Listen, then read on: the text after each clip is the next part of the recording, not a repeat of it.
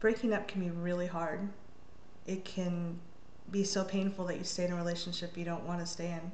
It can be painful, like that Paul Neil Sedaka song. Breaking up is hard to do. Sorry, Paul. Neil. This is Reid from readmahoutgo from readaboutsex.com. This is Cathy Vartuli from theintimacydojo.com and puttingupwithreid.com. I think that you're all Are you breaking up with me? No. She might be breaking up with me. Why is breaking up hard? Well, we have a lot of old stories, and we don't have the skills necessarily to talk to our partner. I really love that in some communities they talk about transitioning rather than breaking up. Mm-hmm. A lot of us were taught that when you break up, it's all over. You never talk to that person again. You give them back their CDs and their books, and you complain because they kept your favorite socks. Which pretty much ensures, with that kind of idea of what breaking up is supposed to be, that you'll never have a good breakup. Because if you're never supposed to talk to that person again, and they also, if they've been important into your life, then you kind of have to like burn all the bridges and just tear everything down. So how could you guys stay friends? Yeah. It's really beautiful if you consider the possibility. You get to choose. There's some of my exes that I'm not in connection with. It wasn't a good fit. When we separated, it was the end. It was like, let's move out of each other's lives. And some of my exes were really good friends, where we know each other really well. So there's a possibility that you don't have to sever all ties and call them bad names on Facebook. One way to make breaking up easier is when you start dating somebody, have a conversation about what the breakup would look like. Exit strategies. Exactly. And get all that weird conversation out in the open. Some people think that this is horrible dating advice, but I personally think that if you're dating somebody who can handle having that kind of conversation and understand why you might want to talk about exit strategies and expectations, you're probably dating a grown-up. Somebody who can actually handle being in a relationship.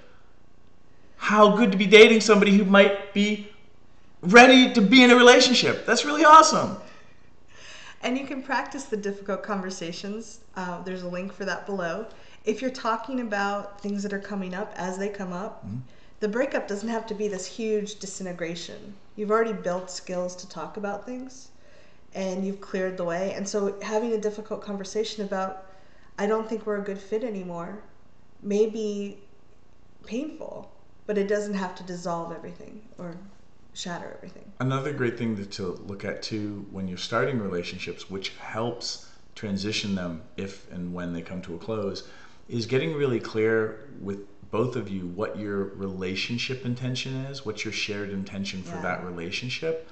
And that way, if you guys do grow apart, you can revert back to that shared intention and kind of use it as your compass and be really pragmatic and be like, wow, I think we're moving in different directions and in a way where it doesn't make sense for us to stay together.